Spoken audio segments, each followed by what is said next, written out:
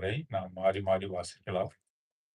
மத்தேயு சுவிசேஷம் 5ஆம் அதிகாரம் 11வது வசனம் முதல் 16வது வசனம் வரை எல்லோரும் சேர்ந்து வாசிக்கலாம். வேதத்தை நாம் பார்த்து கவனமாக, சிறு பிள்ளைகள் கூட சத்தமாக நாம் வாசிக்கலாம்.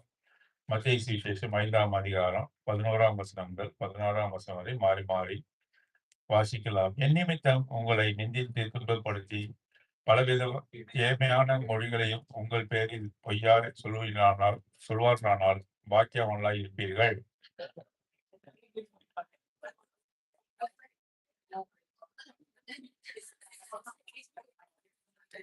நீங்கள் பூமிக்கு உப்பாய் இருக்கிறீர்கள்.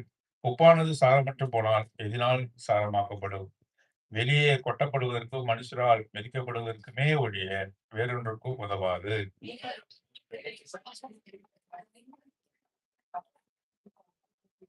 விளக்கை கொளுத்தி மரக்காலால் மூடி வைக்காமல் விளக்கு தண்டின் மேல் வைப்பார்கள். அப்பொழுது அது வீட்டில் உள்ள யாவருக்கும் வெளிச்சம் கொடுக்கும்.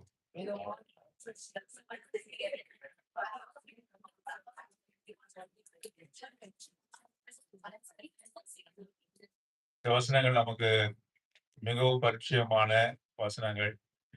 மலை பிரசங்கம் என்று சொல்லக்கூடிய இந்த பகுதிகள் மத்தேயு சுவிசேஷம் 5, 6, 7 ஆண்டவராகிய இயேசு கிறிஸ்துவானவர் மலை மேல் ஏறி அவர் உபதேசித்த உபதேசமாக இருக்கிறது. The Sermon on the Mount is a famous one.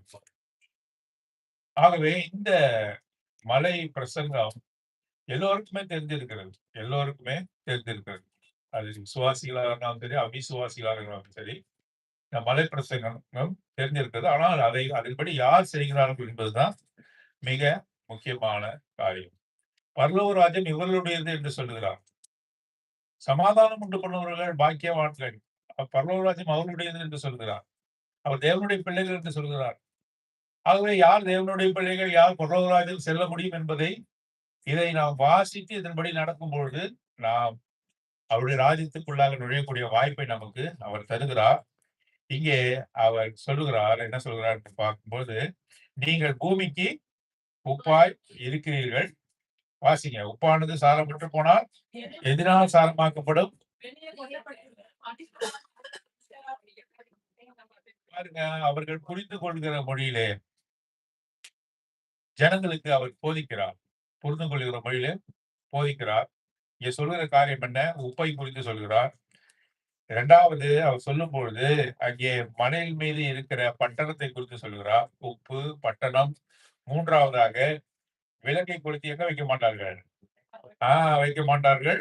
விளக்கு தண்ணீர் மேல் வைப்பார்கள். அப்பொழுது வீட்டில் உள்ள யாவருக்கும் வெளிச்சம் கொடுக்கும் என்று சொல்லி சாதாரண ஒரு உதாரணங்கள் மூலமாக அவருக்கு விளக்குகிறதை நாம் இங்கே பார்க்கிறோம். பாருங்க, நீங்கள் உலகத்திற்கு வெளிச்சமாய் ஆண்டவர் சொன்னாரு, I am the light of the world. நான் உலகத்திற்கு ஒளியாய் இருக்கிறேன்.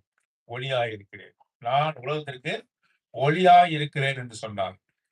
பிறகு அவர் பரமேறின பிறகு, நான் சென்று போன பிறகு, சிலுவையிலே நான் மரித்து அடக்கம் செய்யப்பட்டு உயிர் செழுந்த பிறகு இப்பொழுது யார் ஒளியா இருக்கிறார்கள்? நீங்களே ஒளியா இருக்கிறீர்கள். யூ ஆர் தி லைட் என்று சொன்னார். அவர் தன்னை இந்த உலகத்தில் இருக்கும் பொழுது என்ன சொன்னாரு? ஐ ஆம் தி லைட் என்று சொன்னார். நான் உலகத்திற்கு ஒளியா இருக்கிறேன் என்று சொன்னார். அவர் பரமேறின பிறகு இப்பொழுது யார் ஒளியா இருக்கிறோம்? இந்த உலகத்துக்கே யார் ஒளியா இருக்கிறோம்? You are the torch light. You are the light of the world. நாம தான் ஒளியை கொடுக்கிறோம். அவருடைய ஒளியை நாம கொடுக்கிறோம் இல்லையா? பாருங்க, சந்திரனுக்கு ஒளி இருக்கிறதா? தன்னாலே தானே அது ஒளியை கொடுக்க முடியாது. அதனுடைய ஒளி எங்கிருந்து வருகிறது? சூரியன் சென்று போன பிறகு இரவு வந்த உடனே நிலவானது பிரகாசிக்கிறது. அப்போ நிலவுக்கென்று சுயமாக வெளிச்சம் இருக்கிறதா? இல்லை. அது என்ன செய்கிறது? சூரியனிலிருந்து வாங்கின ஒளியை அது என்ன பண்ணுது? பிரதிபலிக்கிறது. அது கொடுக்கிறது. ஆகவே நாம் இந்த உலகத்தில ஒளியா இருக்க முடியாது. அவரிடத்திலிருந்து பெற்ற ஒளியை நாம் என்ன செய்றோம்? நம்ம இந்த உலகத்திற்கு காட்டுகிறோம். அவர் சொன்னாரு, நான் ஒளியா இருக்கிறேன். நீங்களும் கூட ஒளியா. நான் உப்பா இருக்கிறேன். நீங்களும் கூட உப்பா இருக்குன்னு சொன்னாரா? அவர் ஒரு நாளும் தன்னை தான் உப்புன்னு சொல்லவே இல்லை. ஐ ஆம் தி சால்ட். எங்க வாசிச்சிருக்கீங்களா? வாசிக்கிறேன். ஐ ஆம் தி சால்ட் என்று வாசிக்கிறேன். ஐ ஆம் தி லிவிங் பிரெட் என்று வாசிக்கிறோம். நான் ஜீவனுள்ள அப்பம் என்று வாசிக்கிறோம். ஐ தி லிவிங் வாட்டர் வாசிக்கிறோம். நான் ஜீவனுள்ள உப்பு வாசிக்கிறோமா? இல்ல. அது ஒண்ணுதான். அது நான் மாத்திரம் தான் உப்பு. அவர் உப்பு கிடையாது. அவர் ஒளியா இருக்கிறார். நாமும் கூட சொல்லுங்க, சத்தமா சொல்லுங்க. அவர் உப்பா இருக்கிறாரா? இல்ல.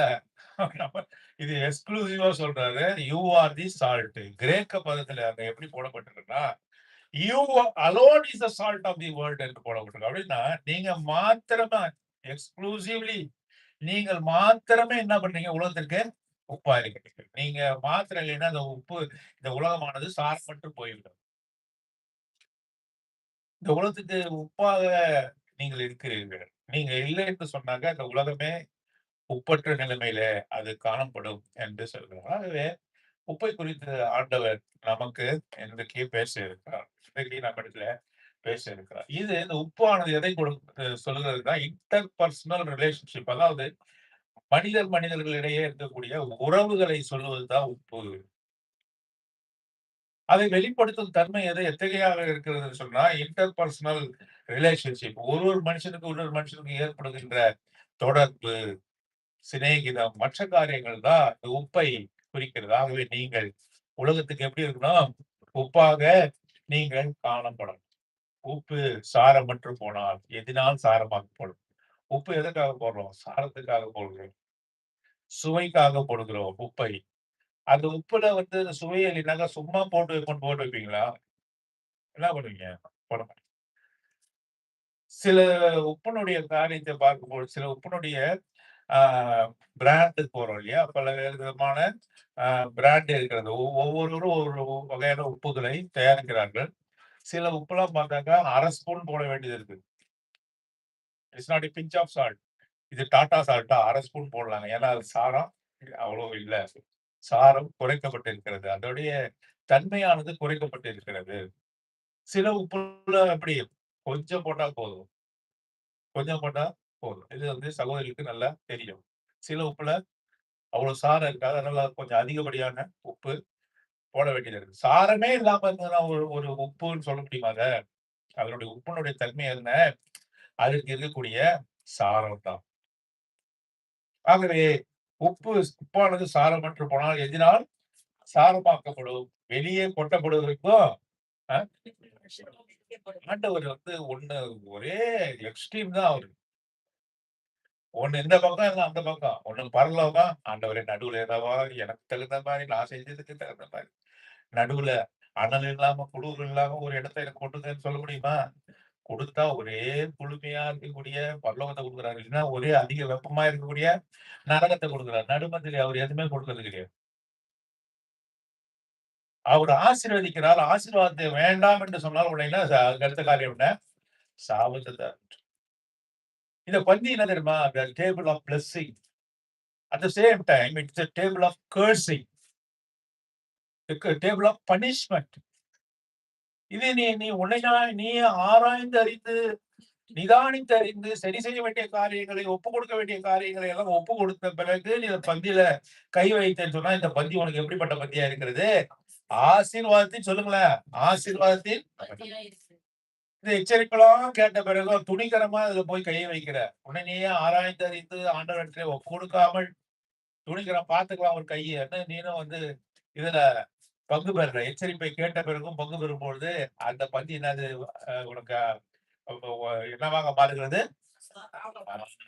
எப்படி நம்ம வாசிக்கிறோம்? இதில பங்குபட்ட அபாத்திரமாய் இதில பங்கு பெற்றவர்கள் என்ன பண்றாங்க? நோய் நித்திய ஜீவனுக்கு போயிட்டாங்க. ஆ நித்திரை மன்னிக்கோங்க. அவங்க சரியா தான் சொல்றாங்க. என் காதுல சரியா விழல. நித்திரைக்குள்ளாக போயிருக்கிறார்கள். அநேகர் வியாதிப்பட்டு இருக்கிறார்கள். அப்போ அது என்னது வியாதிப்படுறது, நித்திரை அடைகிறது இதெல்லாம் என்ன பிளெஸ்ஸிங்கா or a cursing? Every time it is a table of blessing and table of curse. ஆகவே உப்பானது சாரமற்று போனா ஆண்டவர் எக்ஸ்ட்ரீமா சொல்றாரு. சரின்னு தூக்கி ஓரமா வைக்கல. அவர் என்ன பண்றாரு? கால்ல போட்டு மிதிக்கிறாரா? தெருவுல போட்டு கொட்டுறாரா? என்ன எக்ஸ்ட்ரீம்ன்ட்டு. நீ கனி கொடுக்கலன்னா என்ன செய்றாரு ஒரு ஆண்டவரு? கிளைய வெட்டி ஓரமா வச்சிடறாரு. நான் என்ன பண்றேங்க? அது எடுத்துட்டு போய் கவனமா நெருப்புல போட்டேன். ஐயோ! இது என்னமா புரிந்து கொள்ள முடியாத ஆண்டவரா இருக்காரு. அன்பு காட்டினார்னா சில பேர பத்தி சொல்றாரு. அன்பு காட்டினார்னா அவ்வளவா அன்பு காட்டுவார். வெறுப்ப காட்டினார்னா எப்படி காட்டுவாரு? பக்கத்திலே போக முடியாது. நெருப்ப கக்குவார்ன்னு சொல்றாங்க. அப்படிப்பட்டவர் தான் ஆண்டவர். அவரை நீ சொந்த இரட்சகராக ஏற்றுக்கொண்டால், அவரைப் போல அன்பான தேவன் யாருமே இல்ல. நீ அவரை முத்தம் செய்யாமல் அவரை மறுதலித்தாய் என்று சொன்னால், நீ அடையப்போகிற தண்டனை, ஆக்கினை, தீர்ப்பு எப்படியாக இருக்கிறது என்று சொல்லி நாம் வெளிப்படுத்தல ஒரு புழு சாவார். தேவனற்று மரிப்பாய் என்று சொன்னால் உன்னுடைய நிலைமை என்ன என்று சொல்லி நாம் வாசிக்கிறோம். அது அவர் ஆசீர்வதிக்கிற தேவன். அவர் ஆசீர்வாதத்தை ஒரு நாள் என்ன செய்யக்கூடாது? நம்ம புறம்பே தள்ளக்கூடாது. எக்ஸ்ட்ரீமா சொல்றாரு. அது மனுஷனுடைய கால்களினாலே மிதிபடுவதற்கும், தெருவிலே கொட்டப்படுவதற்கும் ஏதுவாக இருக்கிறது என்று அவர் சொல்கிறார். உப்பு மிக முக்கியமான காரியம். பழைய ஏற்பாட்டை நான் பார்க்கும்பொழுது தித்திப்பை குறித்து அவர் ஒண்ணுமே சொல்லல. அப்பவே தித்திப்பு கெட்டதுன்னு புரிஞ்சிருக்கிறாங்கல்ல. சுகர் மோசமானது. அப்பவே ஓல்டு டெஸ்டமென்ட்ல புரிஞ்சுக்கிறாங்க. நானும் தேடி தேடி பார்த்தேன். சுகர் என்ற வார்த்தை எங்கேயாவது வருதா? பார்த்தா இல்ல. அதுக்கு பதில் என்ன போட்டிருக்காங்கன்னா, ஹனின்னு போட்டிருக்காங்க. தேன் என்று போட்டிருக்காங்க. ஒரு இடத்துல ஏசாயால நான் வாசிக்கும்போது, சுகர் கேன் என்று போட்டிருக்காங்க. அதாவது கரும்பு என்ற வார்த்தை வருது. இதை தவிர அவர்கள் இனிப்புக்கு எதை சேர்த்திருக்கிறார்கள் என்று சொன்னா, இந்த தேனை அவர்கள் சேர்த்திருக்கிறார்கள்.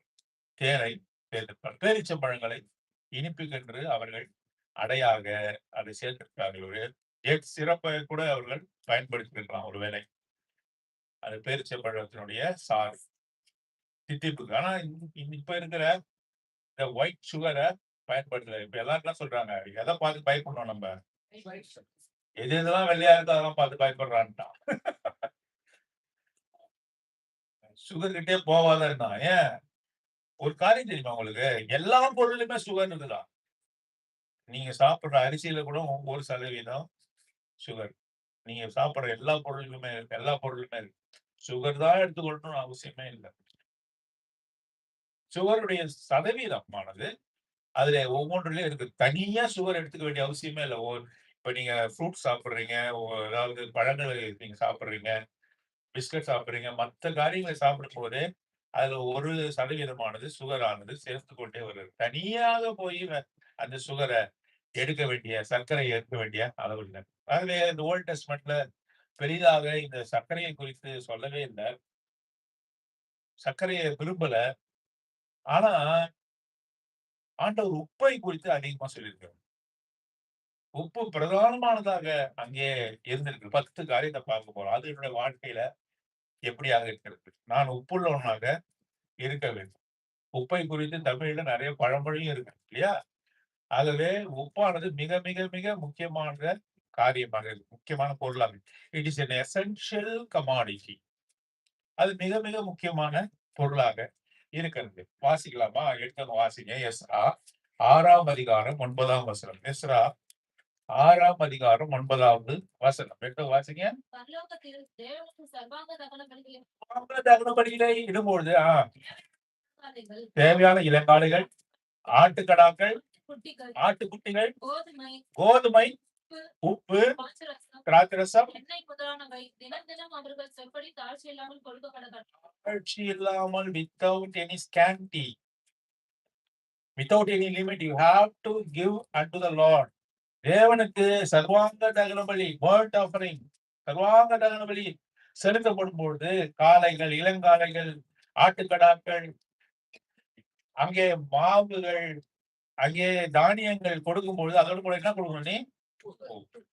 சர்க்கரை ஒரு புடி கொடுன்னு சொன்னாரா? இல்ல. அங்க என்ன சொன்னார் கேட்டேன். உப்பை நீ கொடுக்கணும். எந்த பலியுமே என்ன இருக்கணும்? அந்த பலியில உப்பை நீ சேர்க்கணும். Essential commodity. ஆண்டவர் விரும்புகிற ஒரு பொருள் என்னவென்று சொன்னா உப்பு. அது மிக முக்கியமானது என்று சொல்லி வாசிங்க. எசேக்கியேல் 43ஆம் அதிகாரம் 24ஆம் வசனம். எசேக்கியேல் சாப்டர் 23 வெர்ஸ் 24. வாசிங்க. வேகமா வாசிங்க. எசேக்கியேல் 43:24. 43:24.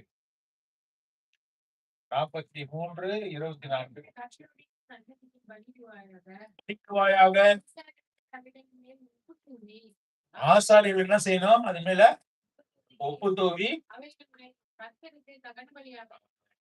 கர்த்தருக்கு தகன பலியிடுகிற எந்த பலியிலும் என்ன செய்யணும்? உப்பை தூவணும், உப்பை தரணும், உப்பை கொண்டு வரணும். லேவியராகமம் 2ஆம் அதிகாரம் 13வது வசனம் வாசிங்க. லேவியராகமம் 2ஆம் அதிகாரம் 13வது வசனம். Leviticus chapter 2:10.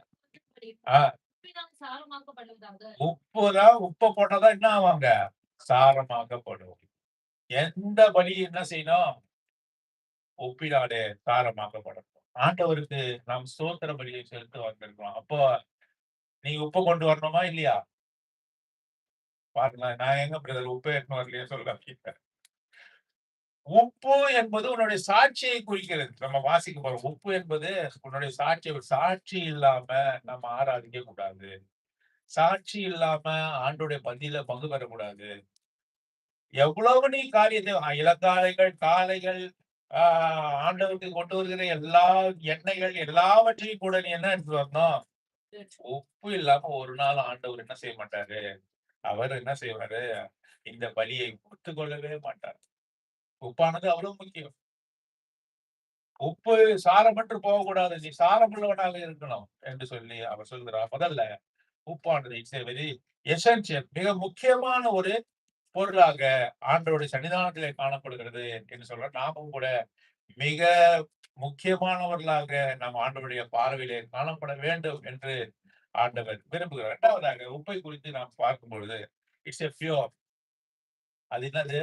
எப்படி இருக்குது? வெண்மை நிறமாக இருக்கு. வெண்மை எதை குறிக்கிறது? பிங்க் சால்ட் இருக்குதுன்னு சொல்லக்கூடாது. நீங்க இப்ப டெரிவேட்டிவ்ஸ். உப்பு என்று சொன்ன உடனே உங்களுக்கு என்ன வரணும்?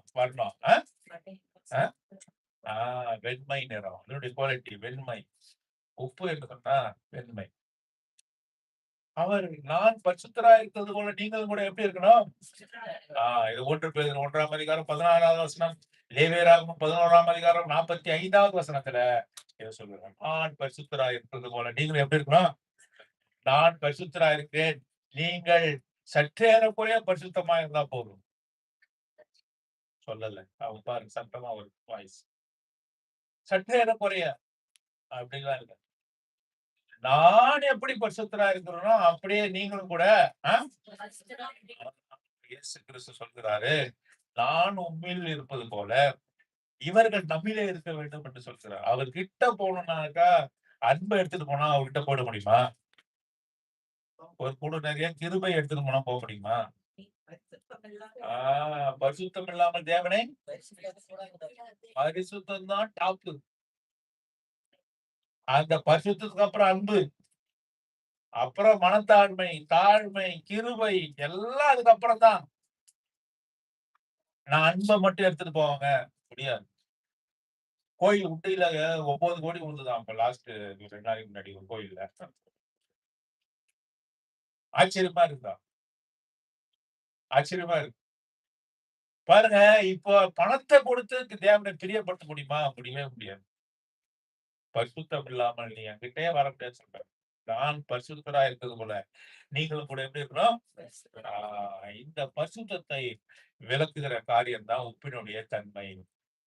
வெண்மையாக இருக்கிறது. அது என்ன சொல்றது? பரிசுத்தம் என்று அது கூறிக்கொண்டே இருக்கிறது. நாமும் கூட பரிசுத்தம் உள்ளவர்களா இருக்க வேண்டும். நாம் எப்படிப்பட்டவர்கள்? முக்கியஸ்தர்கள். யார்? எசென்சியல். ஆண்டவர் நம்மை பிள்ளைகளாக மாற்றி இருக்கிறார்.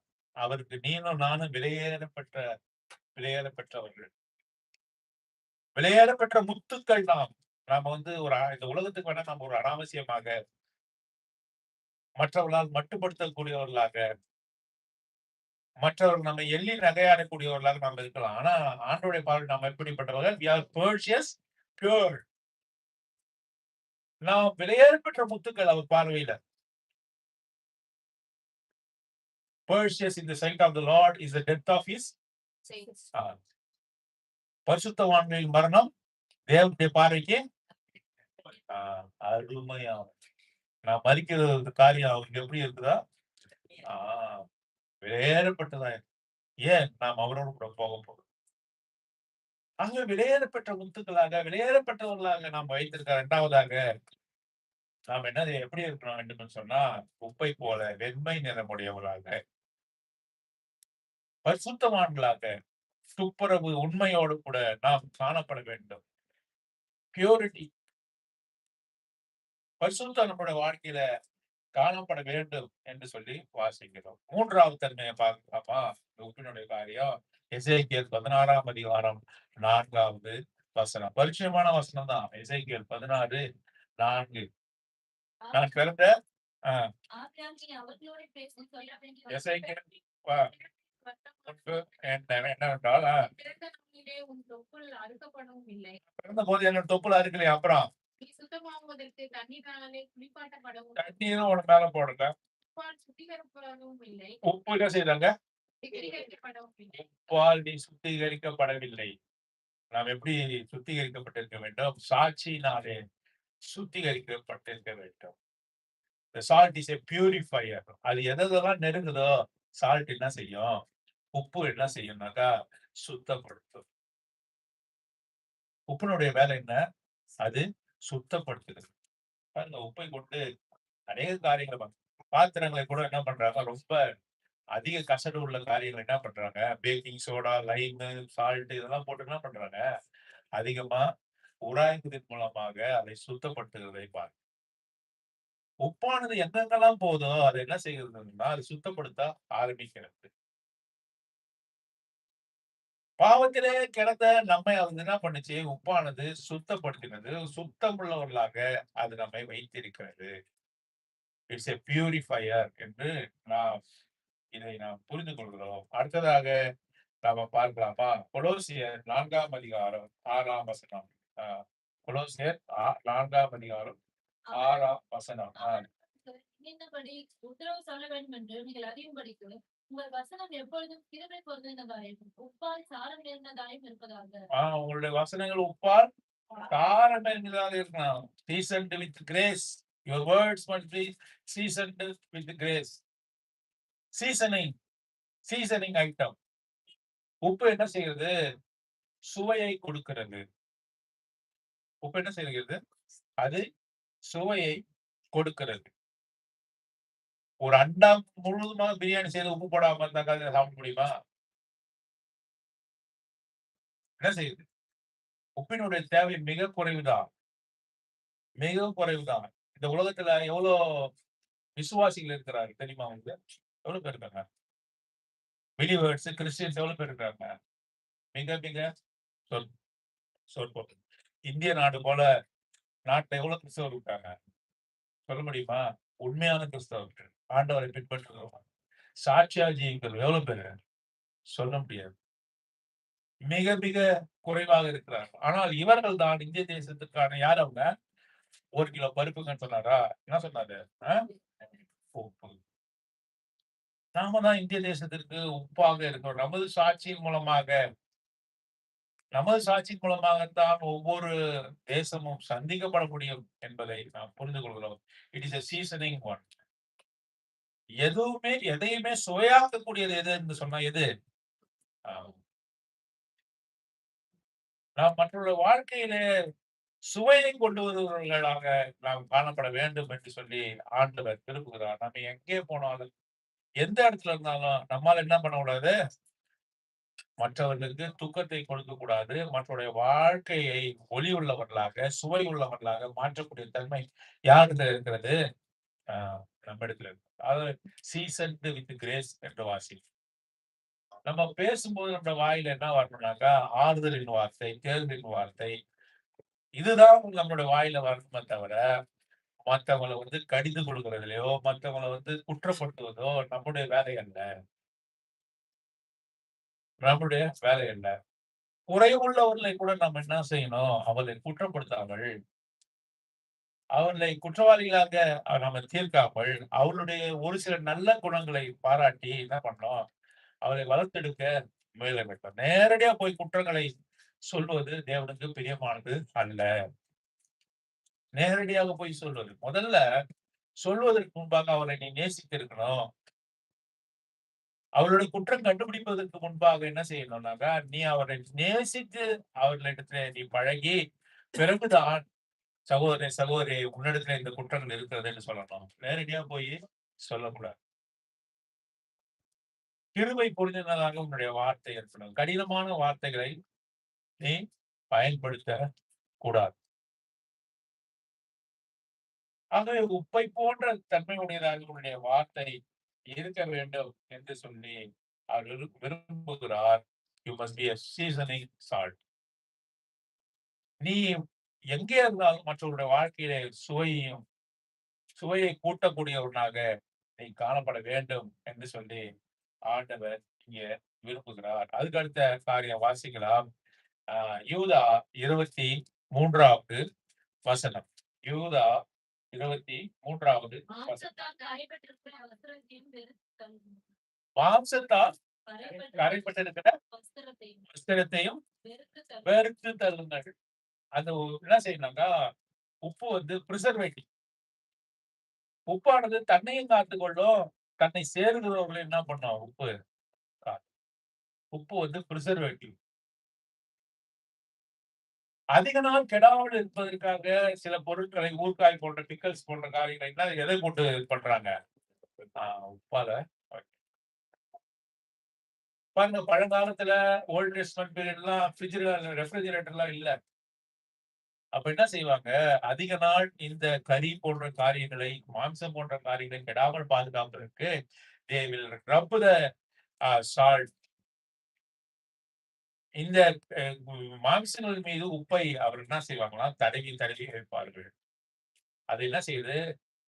அனாவசியமான பாக்டீரியா போன்ற காரியங்கள் அதிலே வளராமல் அது தடுக்கிறது. It's preservative. உப்பானது தன்னையும் காத்துக்கொண்டு மற்றவர்களையும் காக்கிற தன்மை உடையது. மாம்சத்தால் கரைப்படுகிற யாவற்றையும் அது களையக்கூடியது. Very fine preservative. அது பாதுகாக்க கூடியது, பிரிசர்வ் பண்ணக்கூடியது என்று சொல்லி வாசிக்கிறோம். பாருங்க, ஒரு விசுவாசி வந்து தன்னை மாத்திரமே காத்துக்கொண்டு, நான் ஆண்டவரை நான் நேசிக்கிறேன், நான் பைபிள் வாசிக்கிறேன், நானும் என் குடும்பமும் சர்ச்சைக்கு போனா போதும் அப்படின்ற நிலைமையில ஒரு விசுவாசி இருக்கவே முடியாது. இருக்கலாமா அப்படி? அப்படின்னா ஆண்டவர் முன்னாடி நீ விசுவாசியாகவே இருக்கவே முடியாது. நான் ரட்சிக்கப்பட்டாங்க, என் மனைவி ரட்சிக்கப்பட்டாங்க, என் பிள்ளைங்க ரட்சிக்கப்பட்டாங்க, போதுங்க, அதோட நான் வாயை மூடி ஜிப்பு போட்டு வாயை மூடிக்கிறேங்க, நான் சொல்ல மாட்டாங்க. ஆண்டவருடைய அன்பை பத்தி சொல்ல மாட்டாங்க. அப்படின்னா நீ எவ்வளவு பெரிய சுயநலவாதி. சரி, உன்னால சொல்ல முடியல ஆண்டவரை குறித்து, ஆனா அதுக்கான சந்தர்ப்பத்தை ஏற்படுத்துறாரு. உன்னோடு கூட சில பேர் வந்து கேட்கிறாங்க, நீ எப்படிப்பட்ட இப்படி ஒரு வாழ்க்கை வாழற, நீ எப்படி உண்மையா இருக்கிறன்னு அவங்களாவே they prompt themselves. அவங்களாவே வந்து கேட்கிறாங்க. அப்ப கூட நீ வாய் மூடி நிறுத்துறாங்க. எப்பேர்ப்பட்டாலும் நீ போய் சொல்ல தேவையில்ல. ஆனா ஆண்டவர் உன்னிடத்திலே கொண்டு வருகிற ஆத்துமாக்கள், உன்னிடத்திலே மனம் தோய்ந்து மன வருத்தத்தோடு வருகிறவர்களுக்கு நீ எப்படி ஆண்டவரை குறித்து நீ சொல்லுகிறாய்? அவரை எப்படி நீ காப்பாற்றப் போகிறாய்? தான் உண்டு தன் வேலை உண்டு இருக்கிறவன் இந்த உலகத்துல ஓக்கியம். அவரை பத்தி சொல்லும்போது என்ன சொல்லுவாங்க? தான் உண்டு தன் வேலை உண்டு. அவர் பார்த்து வேலை பண்ணா இங்க ஓகே. இங்க ஆண்டவருடைய பார்வையில அப்படிப்பட்டவர் கிடையாது. நீ எப்படியாவது ஆண்டவரை குறித்து, ஆண்டவருடைய அன்பை குறித்து சமயம் வாய்த்தாலும், வாய்க்காவிட்டாலும் சுவிசேஷத்தை என்ன செய்யணும்? ஆ சூப்பர். பிரசங்கிக்க வேண்டும். உன்னிடத்துல ஆட்களை கொண்டு வருவார். அந்த சூழ்நிலையை கொண்டு வருவார். அப்பயாச்சும் வாய் திறந்து சொல்ல. பஸ்ல போகும்போது பக்கத்துல ஒருத்தன் அழுதுட்டே வரான். ஏங்க அழுவுறீங்கன்னு கேளேன். ஏங்க அழுவுறீங்க? ஏன் நீங்க ஏன் நீங்க வருத்தமா இருக்கிறீங்க? அப்படின்னு கேளுங்களேன். அவன் சொந்த கதையை சொல்லும்போது ஒரு 5 நிமிஷம் காது கொடுத்து கேளுங்க. பிறகு நீங்க வந்து அவர் சொல்லணும். ஆண்டவரை குறித்து சொல்லணும். அவர் சமய சந்தர்ப்பத்தை ஏற்படுத்துவார். அவர் ஒருவரையும் புறம்பே தள்ள மாட்டாரு. அவர் உன்னிடத்திலே கொண்டு வருவார். ஆத்துமாக்களை கொண்டு வருவார். உனது கணக்கிலே சேர்க்கும்படி நீ வெறுங்கையனாக பரலோகத்துக்கு வரக்கூடாது. நான் பரலோகத்துக்கு வெறுங்கையனாக போகக்கூடாது. நான் ஆண்டவருக்கு என்ன பரிசு கொண்டு போவேன்? நீங்க என்ன பரிசு கொண்டு போறீங்க? ஆத்துமா. அது என்ன மாவுன்னு தெரியல எனக்கு. ஆத்துமா. ஆத்துமான்னு சொல்றீங்க. ஆனா ஆத்துமாவ கொண்டு வந்தா நீங்க விரட்டி அடிச்சிடுறீங்க. வரவே வராது என் பக்கத்துலன்னு சொல்லி விரட்டி அடிச்சிருக்கீங்க. நீங்க எதையுமே அவருக்கு போயி கை கையில எடுத்து போய் நிறுத்திக்கூடாது. அவரை வெறும் கையனாக நான் சந்திப்பது எப்படி? அவருக்கு என்ன கிஃப்ட் கொண்டு போறது? அவர் சந்திக்க போறோம். "தி டே ஆஃப் விசிட்டேஷன்" என்று வாசிச்சோம் இல்லையா? அவர் சந்திப்பின் நாளிலே. அவரை சந்திக்க போகிற நாள்ல எதை கொண்டு அவரை நானு சந்திப்பேன்? எதை கொடுத்து அவர் சந்தோஷப்படுவார்? எதை கொடுத்து நீ சந்தோஷப்படுத்துவார்? சொல்லு. உன்னோடு கூட நரகத்துக்கு போகாதபடி தப்புவிக்கிற ஆட்களை கொண்டு போகும்போது, அவர் எவ்வளவு சந்தோஷப்படுவார்? ஒருவேளை நீயே கூட போய் பிரசங்கிக்க தேவையில்ல. நீயே போய் சுவிசேஷம் அறிவிக்க முடியாத சூழ்நிலை இருக்கிறதுன்னு சொன்னா, உன்னிடத்துல தனிமையா வருவாங்க. ஆண்டவர் அனுப்புவார். ஆண்டவரே ஒரு ஆத்துமாவை என்னிடமாய் அனுப்பும் என்று கேட்டுக்கிறீங்களா? என்னிடமாய் அனுப்பும். அப்படி கேட்கும்போது ஆத்துமாக்களை உன்னிடத்தில அவர் அனுப்புவார். அப்பொழுது நீ உன்னையும் காத்துக்கொண்டு அவர்களையும் என்ன பண்ண முடியும்? You can preserve them also. அவர்களை நீ காப்பாற்ற முடியும். பாருங்க, உன்னுடைய சகோதரனை குறித்து உன்னை சுற்றி இருக்கிறவர்களை குறித்து ஆண்டவர் கரிசனையா இருக்கார். உன்னைக்கு மாத்திரம் இல்ல. உன்னுடைய ரட்சிக்கப்படாத குடும்ப அங்கத்தினர்கள், உன்னை சுற்றி இருக்கிறவர்கள் குறித்து ரொம்ப கரிசனையா இருக்கார். ஏன் என்று சொன்னா, காயினிடத்துல ஆண்டவர் வந்து கேட்கிறார். என்ன கேட்கிறார் தெரியுமா? ஆதியாகமத்தின் புத்தகம் 4ஆம் அதிகாரம் 9ஆம் வசனம் வாசிங்க. ஆதியாகமத்தின் புத்தகம் 4ஆம் அதிகாரம் 9ஆம் வசனம். காயினை நோக்கி, கர்த்தர் காயினை நோக்கி, சகோதரனாகிய ஆபேல் எங்கே என்றார்.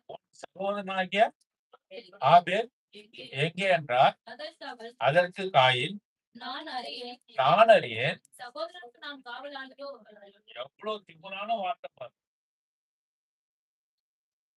உன் சகோதரன் எங்கப்பா அப்படின்னு கேட்கிறார். உனக்கு கொடுத்த ஆத்துமாக்கள் என்னன்னு கேட்கிறார். நான் உன்னிடமாய் அழைத்து வந்தேனே, உன்னிடத்திலே அனுப்பினேனே, அவன் எங்கே என்று அவர் கேட்கும் பொழுது, அங்கே ஆபேல் காயின் என்ன சொல்கிறார்? என் சகோதரனுக்கு நான் காவலாளியோன்னு கேட்கிறான். நீங்க கேட்பீங்களா அந்த மாதிரி கேள்விய? அவன் மறுக்கிறான், எனக்கு என்ன ஆண்டவரே? அவனுக்கு நான் உங்க சுவிசேஷத்த நான் சொல்லணும் என்ன கட்டாயம்? என்ன கட்டாயம்? என்ன கட்டாயம் இருக்கு? உன்னுடைய நல்வார்த்தைகளை சொல்ல வேண்டும் என்பது, ரட்சிப்பின் செய்தியை சொல்ல வேண்டும் என்பது என்ன கட்டாயம் என்று நீ கேட்க முடியுமா? ஆண்டவர் ஆ தாயினிடத்திலே பேசும்போது கேள்வி முதல்ல அப்படிதான் கேட்கிறார். உன்னுடைய சகோதரனாகிய ஆபேல் எங்கே என்று கேட்கிறார். உனக்கு கொடுத்த ஆத்துமாக்கள் எங்கே என்று அவர் கேட்பார். நான் வஸ்திரம் இல்லாத பொழுது நீ என்ன செஞ்சீங்க எனக்கு? நான் உணவு இல்லாத போது எனக்கு உணவு கொடுத்தீங்க. என்ன அவர் சொல்லுவாராம். யார் சொல்லுவாரு? பக்கத்து வீட்டுக்காரா? யாரு? இந்த மாதிரி பேசுறது அங்கிள் தான் எனக்கு கத்துக் குடுத்தாரு.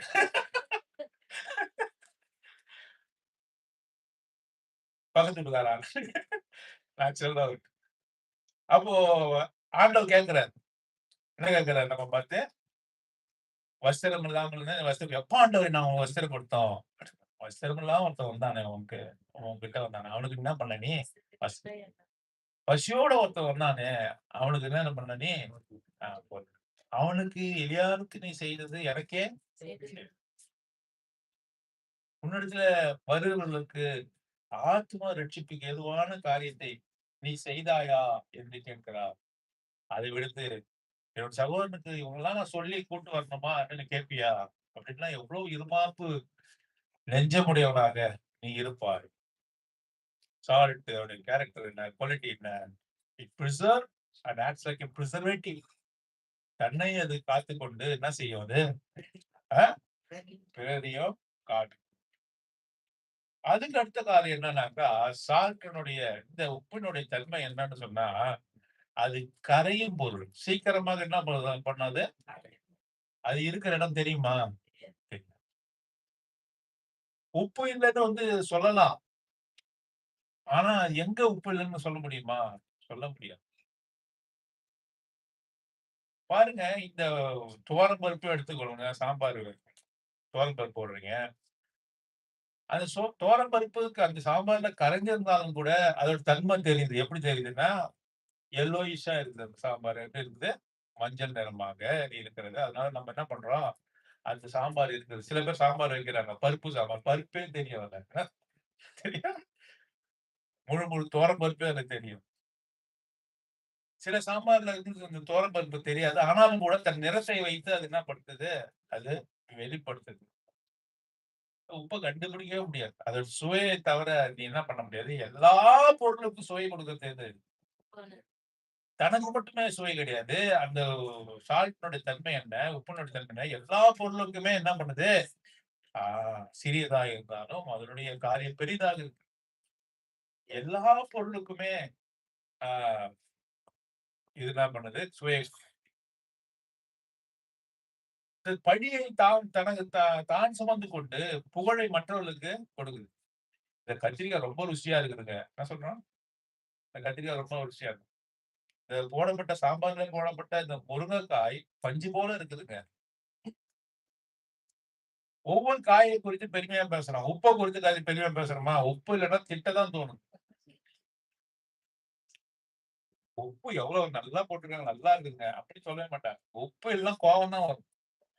மத்த காய்கறிங்கலாம் என்ன பண்ணா, மத்த காய்கறிகள்லாம் புகழப்படுது. ஆனா உப்பானது சபிக்கப்படுது. அது தன்னையே கரைத்துக் கொண்டு மற்ற பொருட்களுக்கு சுவையை அது கூட்டுகிறது. பழிய மட்டும் அது ஏத்துக்குது. முதல்ல திட்ட வரவன் எத திட்ட வருவான்? உப்ப தான் திட்டுவான். உப்பு சரியா போட்டிருந்தா, இந்த சாம்பார் சூப்பருங்க அப்படின்னு சொல்லுவான். ஆகவே உப்பானது பழியை ஏத்துக்கொண்டு மற்ற காய்கறிகளுக்கு, மற்ற பொருளுக்கு அது என்ன செய்யுது? மதிப்பை, சுவையை கொடுக்கிறது என்று சொல்லி பார்க்கிறோம். பர்மியன்ஸ் என்ற ஒரு வார்த்தை இருக்கு. அதாவது சதாச விதமாக எல்லா இடத்திலுமே கரையக்கூடிய தன்மை உடையது என்று சொல்லி பாருங்க. 1 கொரிந்தியர் 4ஆம் அதிகாரம் 10ஆம் வசனம். 1 கொரிந்தியர் 4ஆம் அதிகாரம் 10வது வசனம். வாசிங்க. நீங்கள் கிறிஸ்துவின் நிமித்தம் நாங்கள் கிறிஸ்துவின் நாங்கள் யார்? அப்போஸ்தலனாகிய பவுல் சொல்றாரு. நாங்கள் கிறிஸ்துவின் நிமித்தம் நிமித்தம் யாராவது நமக்கு மயக்கம் வருதுல்ல? எங்க எங்க படிச்சிருக்காரு? கமாலியல்ல பாதத்துல படிச்சவரு. ஆ வேத பாரகரு, யூதருக்கு யூதரு. ஆ அவர் சொல்றாரு, நான் அவர் கிறிஸ்துவின் நிமித்தம் யாராவது பைத்தியக்காரனானேன்றாரு. அப்புறம் நீங்கள் கிறிஸ்துவில் புத்திசாலிகள். எதிர்ல உட்கார்ந்து கேட்கிறவங்க யாரு அவங்க? நீங்கலாம் புத்திசாலி. அப்புறம் பலவீனர். நாங்கள் ரொம்ப வீக்குங்க. ஆ நீங்கள் பலவான்கள். நீங்கள் பலவான்கள். நீங்கள் கனவான்கள், நாங்கள் கனவீனர். நீங்கள் கனவான்கள், நாங்கள் தொடர்ந்து வாசிச்சீங்களா? நல்லா ரொம்ப இன்ட்ரெஸ்டிங்கான வேர்ட்ஸ். அப்புறம் நாங்கள் நேசிக்கிறவர்களும் பசியுள்ளவர்களும் பசி உள்ளவர்களும் ஆ நிர்வாணிகளும் குற்றுண்டவர்களும் தங்க இடமில்லாதவர்களுமாய் இருக்கிறோம். இருக்கட்டும். எங்கள் கைகளினாலே வேலை செய்து பாடுபடுகிறோம். சரி. கையப்பட்டு ஆசீர்வதிக்கிறோம். அவங்கள திட்டுறாங்களா? அவங்க என்ன திரும்பி திட்டாம என்ன செய்றாங்க? அவங்க பாகம் வந்து திட்டுறாங்க. அவங்க என்ன செய்றாங்க? சரி. அதுக்கப்புறம் தூஷிக்கப்பட்டு சகிக்கிறோம். துன்பப்பட்டு சகிக்கிறோம். தூஷிக்கப்பட்டு வேண்டிக் கொள்கிறோம். தூசிக்கப்பட்டா என்ன செய்றாங்க அவங்க? வேண்டிக் கொள்கிறோம். திருப்பி மண்ண வாரி விடுறாங்களா? என்ன பண்றாங்க? காரி துப்புனா 4 பேர கூட்டிட்டு வந்து நல்லா துப்பிட்டு போறாங்களா? என்ன பண்றாங்க? வேண்டிக் வேண்டிக் கொள்கிறோம். அப்புறம் இந்நாள் வரைக்கும் உலகத்தின் குப்பையைப் போலவும் ஆ, எல்லாரும் துளைத்துக் கொள்கிற அழுத்தைப் போலவும் ஆனோம். ஆ, உங்களை வெட்கப்படுத்தும்படிக்கு நான் இவைகளை எழுதவில்லை. நீங்கள் எனக்கு பிரியமான பிள்ளைகள் என்று உங்களுக்கு புத்தி ஆ. சொல்கிறேன். உங்கள வெட்கப்படுத்துது எழுதலப்பா. இதெல்லாம் நீங்க பிரியமான பிள்ளைகள் எழுதலாம். இந்த வசனத்த படிச்சா நமக்கு இருக்க பெருமைலாம் போயிடும். படிச்சீங்களா? இத படிச்சு பாருங்களேன். நீங்க எப்பயாவது பெருமையா உணர்றீங்களா? நான் தான் நல்ல திறமையானவன். நான் நெறைய சம்பாதிக்கிறேன். நான் நல்லா படிச்சவன். எனக்கு ஈடா யாருமே கிடையாது. என்னைப் போல அழகு உள்ளவன் கிடையாது. என்ன விட அறிவாளி கிடையாது. ஒரே நேரத்துல நெறைய சம்பாதிக்க முடியும். என் நோய்வாய் வராது அப்படின்னு நினைக்கிறீங்களா? இந்த வசனத்த திருப்பி படிச்சு பாருங்க. அவ்வளவு மெத்த படிச்சவர் என்ன சொல்றாரு? நான் பைத்தியக்காரன் சொல்றாரு.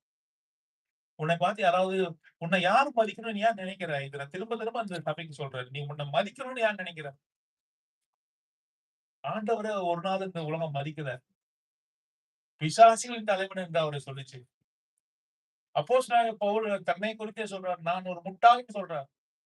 நான் ஒரு பைத்தியக்காரன் என்று சொல்றார். நான் பசி உள்ளவன் என்று சொல்றார். நீங்கலாம் புத்திசாலிகள். நான் பலவீனன் என்று சொல்றார். நீங்கலாம் கனவான்கள். You are honoured people. நீங்க கனவான்கள். நாங்கள் கனமீனர்கள் என்று சொல்றார். உப்பு அப்படிதான். உப்பு தன்னை குறித்து பெருமை பாராட்டவே பாராட்டாது. சாபத்தை எல்லாம் அது வாங்கிக் கொள்ளும். இடுதாங்கிய போல அது காணப்படும். தான் மேன்மைப்படுத்த வேண்டும். சபையில எனக்கு என்னை மேன்மைப்படுத்தணும் ஒரு நாளும் அது நினைக்காது. எனக்கு ஏன் இந்த உரிய மரியாதை கொடுக்கலன்னு நினைக்கவே நினைக்காது. உப்பு எல்லா விதமான கஷ்டங்களையும், எல்லா விதமான துன்பங்களையும், பழி சொல்லியும் அது தாங்கிக் கொள்ளும். தூஷிக்கப்பட்டு வேண்டிக் கொள்கிறோம். தூஷிக்கப்பட்டா என்ன பண்ணுவோம்? நாம கம்முனாச்சும் இருப்போம் இல்லையா? யாராவது உங்களை திட்டிட்டு போறான். அவன் என்ன பண்ணுங்க? நீங்க திருப்பி திட்டாம அமைதியா இருப்பீங்க. ஆனா பவுல் என்ன சொல்றாரு? அவருக்காக என்ன பண்றாரு? அது கிறிஸ்துவின் சிந்தனை. சிலுவையில அவர் தொங்கும்போது அவரை தூஷித்தவர்களுக்காக வேண்டிக் கொண்டார். அதே சிந்தனை பவுலிடத்திலும் இருக்கிறதை நாம் பார்த்து தூஷிக்கப்பட்டு வேண்டிக் கொள்கிறோம். இந்நாள் வரைக்கும் உலகத்தில் குப்பையை போலவும் எல்லாரும் தொடுத்து போகிற அழுக்கை போலவும் இருக்கிறோம்.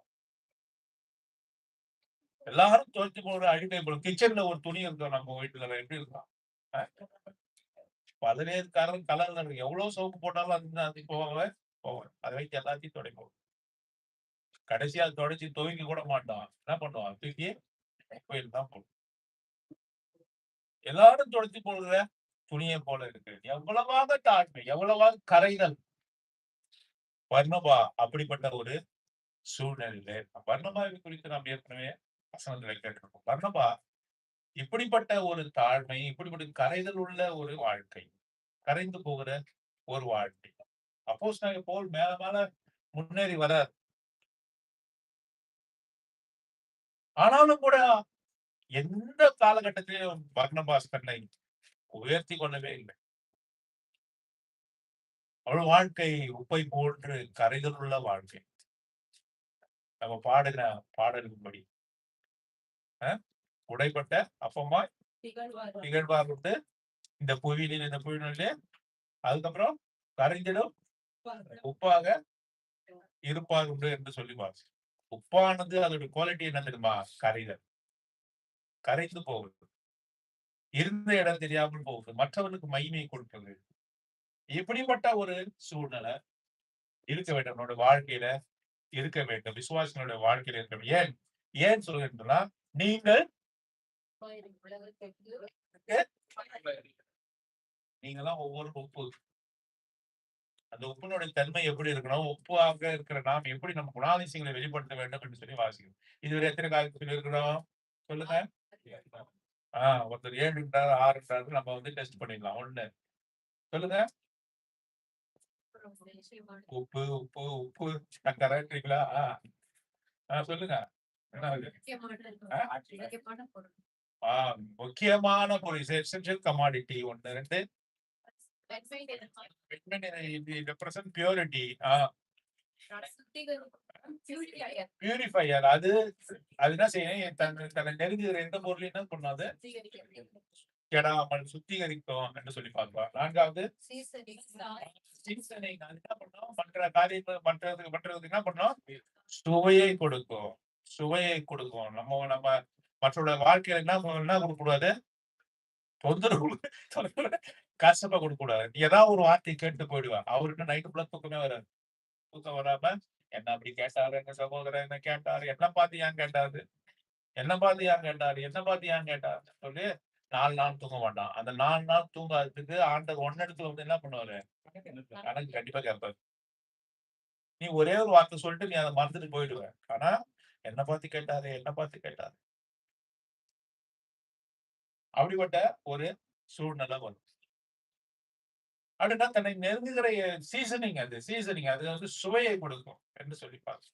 ஒரு நாள் அதுல கசப்பை கொடுக்காங்க. அதை எடுத்துக்கொண்டவர்களுக்கு சுவையை கொடுக்கிற காரியம் அப்படின்னு சொல்லி பாருங்க. அடுத்து என்ன வாசிச்சோம்? தன்னையும் சுத்திகரித்துக் கொண்டு அதுனா மற்றவர்கள் என்ன பண்ணோம்? நெருங்குற எல்லாருமே சுத்திகரிக்கும். பாதுகாப்பு அழித்திடாமல் அது பாதுகாப்பு. அதுக்கு ஒரு உதாரணம் பார்த்தோம். என்னன்னா இந்த காரியம் காயின் ஆண்டவர் பேசுகிறார். அப்ப என்ன சொல்ற? காயின்னு என் சகோதரனுக்கு காவலா. இப்ப ஆண்டவர் உன் சகோதரன் மேல பதிவா இருக்கிறார். நீ மற்றவர்களை கூட என்ன பண்ணணும்? பிரிசர்வ் பண்ணணும். ஆண்டவருக்குள்ளாக பாதுகாக்கணும் என்பதை இது காட்டுகிறது. அடுத்த காரியம் என்ன பார்த்தோம்? கரை பர்மியன்ஸ் என்று நம்ம வாசிச்சோம். அது கரையும் தன்மை உடையது என்று சொல்லி நாம இங்க வாசிக்கிறோம். யூதா 22வது வசனம். யூதா 20 எல்லாங்களும் பகுத்தறிவு உள்ளவர்களாக இருந்து சிலருக்கு இரக்கம் பாராட்டி சிலருக்கு இரக்கம் பாராட்டி அக்கினியிலிருந்து இழுத்துவிட்டு விட்டு பயத்தோட ரட்சித்து ரட்சித்து மாம்சத்தால் கரைபட்டிருக்கிற வஸ்திரத்தையும் வெறுத்து தருகிறார். பாருங்க, இப்ப விசுவாசிகளாக நாம என்ன செய்ய வேண்டும் என்று இதுல போடப்பட்டிருக்கிறது. பாருங்க, நீங்க என்ன பாருங்கப்பா, பிரதர் எனக்கு என்ன வேலை பிரதர்? பிரசங்க வைக்கிற வேலையா? பிரதர் எனக்கு என்ன வேலை? சபையில என்ன வேலை கொடுத்துருக்கீங்க? பாட்டு பாடுற வேலையா? சபை நிர்வகிக்கிற வேலையா? என்ன வேலை பிரதர் கொடுத்துருக்கீங்க? என்ன வேலை வேண்டும்ன்றவங்க இந்த வாசனத்தை படிங்க. என்ன பண்றோம்? விசுவாசிகளாக ரட்சிக்கப்பட்டவர்களாக நீங்க இருக்கணும்னு சொன்னாங்க. உங்களுக்கு என்ன வேணும்னாக்கா, என்ன செய்ய வேண்டும்னா, அல்லாமலும் நீங்கள் என்னது பகுத்தறிவுள்ளவர்களாக இருந்து எது நன்மை, எது தீமை, எது ஆண்டவருக்கு பிரியமான காரியம், எது தேவன் வெறுப்பார் என்று சொல்லி பகுத்தறிந்து முதல்ல நீங்க எப்படிப்பட்டவங்களா இருக்கணும், உங்களை நீங்களே பரிசோதித்தறிந்து பகுத்தறியணும். இது தேவனுக்கு பிரியமான காரியம், பிரியமில்லாத காரியம் அப்படின்னு சொல்லிட்டு சிலருக்கு என்ன பண்ணணும், சிலருக்கு எல்லாருக்கும் இறக்க பாராட்ட முடியாது. சிலருக்காவது நீங்க என்ன பண்ணணும், இரக்கத்தை பாராட்டு. சிலரை என்ன பண்ணணும், நீங்க அக்கினியை நோக்கி ஓடிக்கொண்டிருக்கிறார்கள். ஜனங்கள் ஓடிக்கொண்டிருக்கிற அவர்களுக்கு என்ன செய்யணும், ஆண்டவரை குறித்து அறிவிக்கணும். ஆகவே நீ சிலரை அக்கினியிலிருந்து இழுத்து விட்டு பயத்தோடு அவர் ரட்சித்து மாம்சத்தால் கரைப்பட்டு இருக்கிற வஸ்திரத்தை வெறுத்து தள்ளுங்கள். இதுதான் உங்களுக்கு கொடுக்கப்பட்டிருக்க வேலை. இதுதான் என்னது ஒவ்வொரு விசுவாசிக்கும் கொடுக்கப்பட்டிருக்க வேலை. இதுக்கு மேல என்ன செய்யறாருனாக்கா, உங்களை சுவிசேஷகராக, உங்களை தீர்க்கதரிசிகளாக, உங்களை என்ன பண்றாரு, சபையை நிர்வகிக்கிறவர்களாக மாற்றாரு. ஆனா அடிப்படையான காரியம் ஒவ்வொரு விசுவாசிக்கும் கொடுக்கப்பட்டிருக்கிற அடிப்படையான வேலை என்ன தெரியுமா? இதான். என்ன பாட்டு பாடத்துக்கே நியமிச்சிருக்கிறாங்க அப்படின்னு ஒருத்தர் சொல்லக்கூடாது.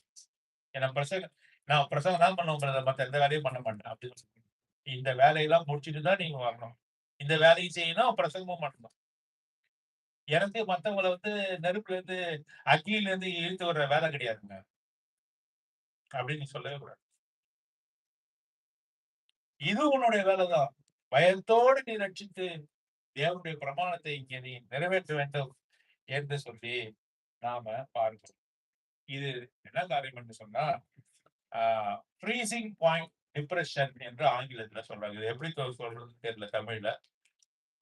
ஃப்ரீசிங் பாயிண்ட் டிப்ரெஷன் அப்படின்னா என்ன, தமிழ்ல உங்களுக்கு விளக்கமா சொல்றேன் அப்படின்னா, ஒரு ஃப்ரோசன் ஸ்டேட்ல இருக்கக்கூடியது, உறைந்து போற நிலைமையில இருக்கிறது. முதல்ல அந்த உறைவு தன்மையை நெகிழ செய்வதற்கு, உறைந்ததை நெகிழ்ந்து அது உருகிறதுக்கு என்ன காரியத்தை போடுவாங்க முதல்ல? நியூயார்க் ஸ்டேட் எல்லாம் பாத்தீங்கன்னாக்கா, இந்த பனிக்காலத்துல பனிகள் முழங்கால அளவுக்கு பனி இருக்குமா. என்ன செய்வாங்க முதல்ல? உப்பு போட்டு, இந்த சோடியம் குளோரைடு என்று சொல்லக்கூடிய இந்த உப்பானது என்ன செய்யும் சொன்னாக்கா, அதோட அயர்ன்ஸ் என்ன செய்யணும்னாக்கா அந்த ஐஸை பிரேக் பண்ணும். இந்த பனியை உருக வைக்கும். பனியை உருக வைக்கிற தன்மை எதுக்கு இருக்கிறது? இத சயின்டிபிக் டேர்ம்ல என்ன சொல்றாங்கன்னு சொன்னா, ஃப்ரீசிங் பாயிண்ட் டிப்ரெஷன். இதெல்லாம் என்கிட்ட சொல்றீங்கன்னாக்கா, படிச்சவங்க இருக்கிறீங்கன்னு சொல்லி விசுவாசத்தோடு கூட சொல்றாங்க. அது மட்டும் இல்ல, அப்போஸ்தலன் பவுல் போல நான் என்னது, சத்தமா சொல்லுங்களேன், சொல்லுங்க. நீ ஒரு பைத்தியன்னு சொல்லுங்க, சந்தோஷம். நீங்க உலகத்துக்கு பைத்தியமா இருக்கு. நீங்கள் அறிவாளிகள் என்று நினைத்து கொண்டு நான் சொல்றேன். நான் கனவீனன், நீங்கள் கனவான்கள் என்று சொல்லி நினைத்து கொண்டு, உங்களுக்கு புரியும், எனக்கு கூட புரியல, உங்களுக்கு புரியும்னு சொல்லிதான் இந்த செய்தியை ஆண்டவர் சொல்றார். இதற்கு பேர் என்ன? Freezing point. சொல்லுங்க. ஃப்ரீசிங் பாயிண்ட் டிப்ரெஷன் என்ற பினாமினா. அப்படின்னா என்ன செய்யலாம், உப்பை அதிகமாக கொட்டும் போது அந்த பனியெல்லாம் உடைச்சிருக்கு. இது எதற்காக நான் சொல்கிறேன் என்று சொன்னா, இதுக்குதான் நம்ம ரட்சிக்கப்பட்டு இருக்கோம். எதற்கு என்று சொன்னா, குளிர்ந்த நிலைமையில் இருக்கக்கூடிய விசுவாசிகள், தேவனை அறிய முடியாத நிலைமையில இறுக்கமான சூழ்நிலையில இருக்கக்கூடிய விசுவாசிகள், இவர்களுடைய மனதானது சுக்குநூறாக உடையும்படியாக, அவருடைய கடினமான இருதயம் மாறும்படியாக உப்பாக நாம் செயல்பட வேண்டும். ஆகிய சிலரையாவது நெருப்புல இருந்து அக்கினியிலிருந்து விடுவிக்க என்ற அந்த காரியத்தை சிலருக்கு இரக்கம் பாராட்ட அவர் குளித்து போன நிலைமை அவர்கள் ஒன்றுமே செய்ய முடியாது. they are frozen fully. அவர்கள் முழுவதுமாக அங்க என்ன பண்ணப்பட்டிருக்கிறார்கள்? அவர்கள் உறைய வைக்கப்பட்டிருக்கிறார். உப்பானது என்ன செய்யும் சொன்னா அந்த உறைவு தன்மையை நீக்கி அவர்கள் தேவனை அறியும்படியாக செய்கிறது என்று சொல்லி நாம பார்க்கிறோம். உப்பு எதை குறிக்கிறது என்று சொன்னா பெர்பெச்சுவிட்டி என்று நாம் புரிந்து கொள்கிறோம். பெர்பெச்சுவிட்டா அது நித்திய காலமான உடன்படிக்கைக்கு உப்பு அடையாளமாக இருக்கிறது. உப்பு என்றால் உடன்படிக்கை என்ற பொருள் இருக்கிறது. யாத்திராகமத்தின் புத்தகம் 29வது அதிகாரம் 42வது வசனம். யாத்திராகமம் 29:42. உன்னுடனே பேசும்படி நான் உங்களை சந்திக்கும் இடமாயிருக்கிற ஆசரிப்பும் கூட சந்தித்தீரே. உன் தலைமுறை தோறும் செலுத்தப்பட வேண்டிய நித்திய சர்வாங்க தகன பலி இதுவே. நித்திய சர்வாங்க தகன பலி எப்படிப்பட்டது?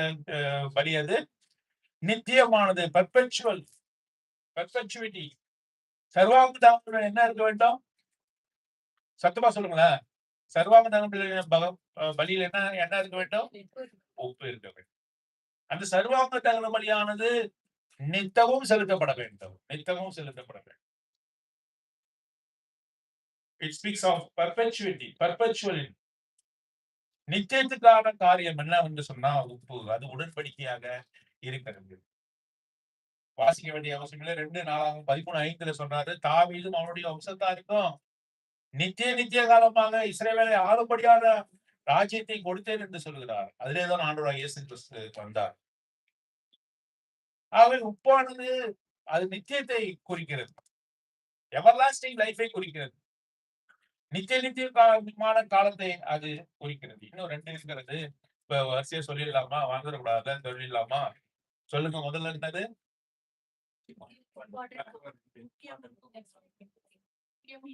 முக்கியமானது 2 அது சுத்தமானது, வெண்மை நிறமுடையது. அப்புறம் 3வது அது சுத்திகரிப்பை கொடுக்கிறது. 4 சுவையை கொடுக்கிறது. அப்புறம் பாதுகாப்பை கொடுக்க, தன்னையும் பாதுகாத்துக் கொண்டு மற்றவரையும் பாதுகாக்கிற பிரிசர்வேட்டிவ். 5 6 கரைச்சல் தன்மை உடையது, கரைகின்றது என்று சொல்லி பார்க்கிறோம். அதுல தாழ்மை இருக்கிறது, பொறுமை இருக்கிறது, தன்னை கரைத்துக் கொண்டு மற்றவர்களுக்கு சுவையை கொடுக்கிறது. அதுக்கடுத்து 7 அப்படின்னா உறைந்த தன்மை உடையவரை நெகிழ வைக்கக்கூடிய ஆற்றல் உடையது. யாரெல்லாம் விசுவாசத்துல உறைந்து போன நிலைமையில, பின்மாற்றமான நிலைமையில இருக்கக்கூடியவர்களை என்ன செய்யும்? உப்பானது போய் அது நெகிழ வைக்கும் என்று சொல்லி வாசிக்கிறோம். எத்தனை பாயிண்ட்? 7ஆ? 8வது என்ன வாசிச்சோம்? நித்தியமானது. உப்பு என்று சொல்லும் போது நித்தியமானது. இதெல்லாம் உப்புக்கு தாங்க, எனக்கு இதுன்னு சொல்றீங்களா? உப்பு எடுத்து போய் நான் கொட்டுறோம் பாருங்க, ஐசா இருக்குதுன்னு சொல்றீங்களா? இல்ல. யார் உப்பு? யாருமே சொல்ல மாட்டீங்க. நான் தான். சொல்லுங்க, அப்படி கையில் சொல்லுங்க. நான் மற்றவங்க வாழ்க்கையில சுவை கொடுக்க வந்திருக்கிறேன். உறைந்து போன வாழ்க்கையை நெகிழும் தன்மையாக அவளை ஆண்டவரை ஏற்றுக்கொள்ளும்படியாக நான் வந்திருக்கிறேன். எனக்கு எந்த மகிமை இல்லை. என்னோட சேர்ந்தவர்களுக்கு மகிமை கொடுக்க வந்திருக்கிறேன். மற்றவர்களை கனப்படுத்த நான் வந்திருக்கிறேன். மற்றவர்களை காயப்படுத்தல, மற்றவர்களை ஆறுதல் கொடுக்க நான் வந்திருக்கிறேன். நான் உப்பாக இருக்கிறேன். சொல்ல முடியுமா? ஆண்டவரே நம்ம பார்த்து சொல்லிட்டார். நம்ம யாரு? நான் ஒரு பாவி கிடையாது. இன்னைக்கு அதுக்கு அடுத்த காரியம் வாசிக்கலாமா? பாருங்க, இன்னும் 2 தான் இருக்கிறது. அதுக்கு அடுத்த காரியம் பாருங்க. யாத்திராகமத்தின் புத்தகம் 30ஆம் அதிகாரம் 35வது வசனம். தைலக்காரன் செய்கிறது போல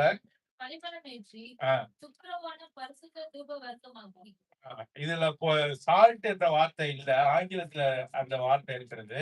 வாசிங்க, ஆங்கிலத்துல வாசிங்க. Exodus chapter 30:35. Exodus 30:35. Thou shalt make it Who shall make it perfume, perfume? a confection, Ah, after the art of apothecary, apothecary. tempered together, Tempered together. pure and good. இல்லையே சால்ட்டட்னு வருது அந்த வார்த்தை. 36 வாசிங்க. சால்ட்டட்.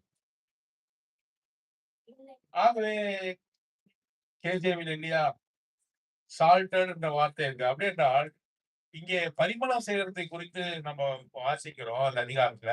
அங்கே உப்பானது இருக்க வேண்டும். பரிமளத்துல உப்பானது சிறிதளவு சேர்க்கப்பட வேண்டும் என்று சொல்லி இங்கே நம்ம வாசிக்கிறோம். 2 கொரிந்தியர் 2ஆம் அதிகாரம் 15வது வசனம். 2 கொரிந்தியர் 2ஆம் அதிகாரம் 15வது 2 கொரிந்தியர் chapter 2 verse 15. பிள்ளையும் ரட்சிக்கப்படுவதற்குள்ளேயும் பிள்ளையும் நாங்கள் தேவ கிறிஸ்துவின் அற்புதமா இருக்கிறோம். நம்ம எப்படி இருக்கிறோம்? We are the fragrance unto Christ.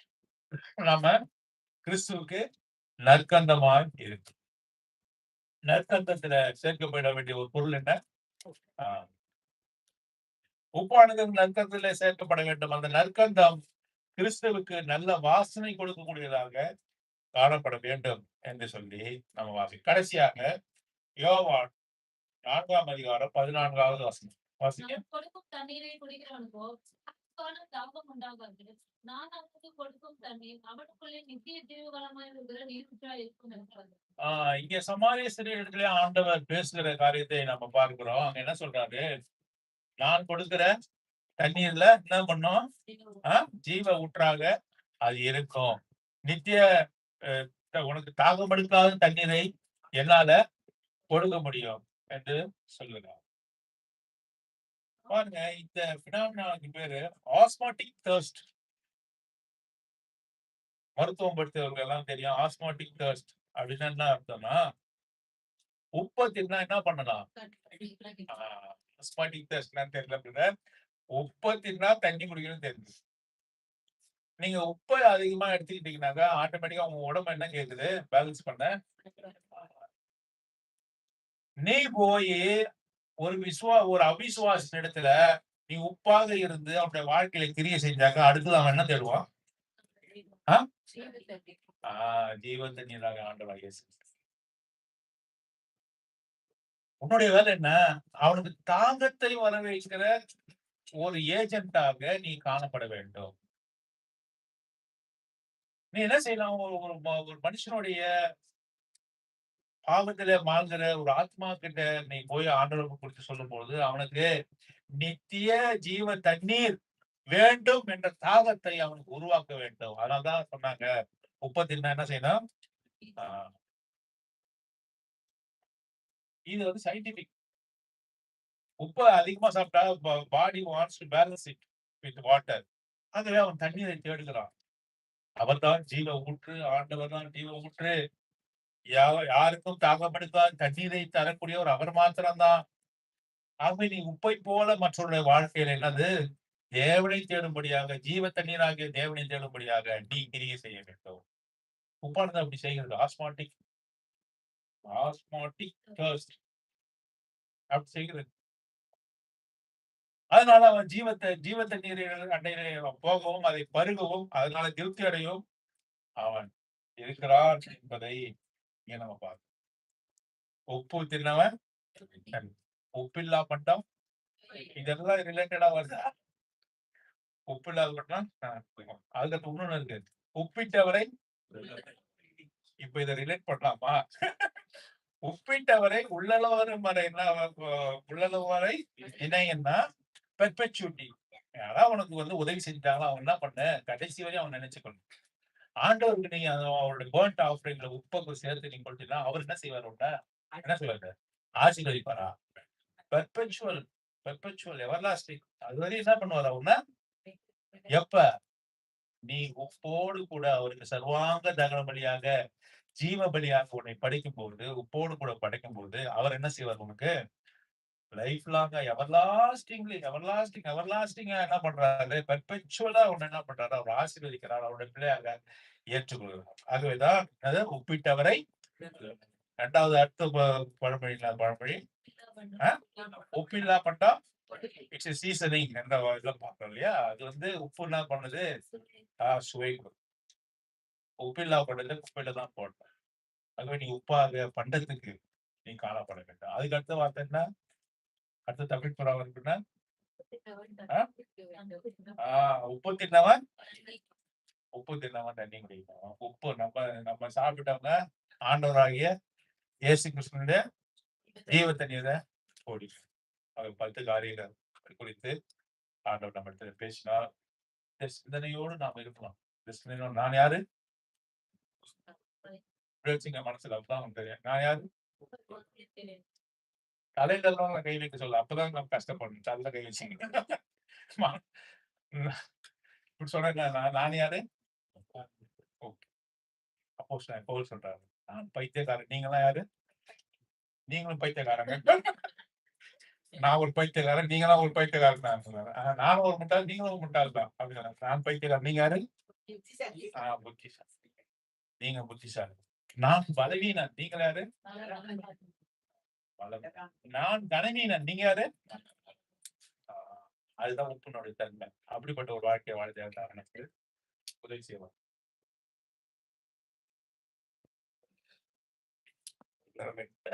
நிறைய சேர்த்து பார்த்து ஆல்ரெடி பண்ணில பண்ணலாம். ஜாப் பண்ணுவோம்.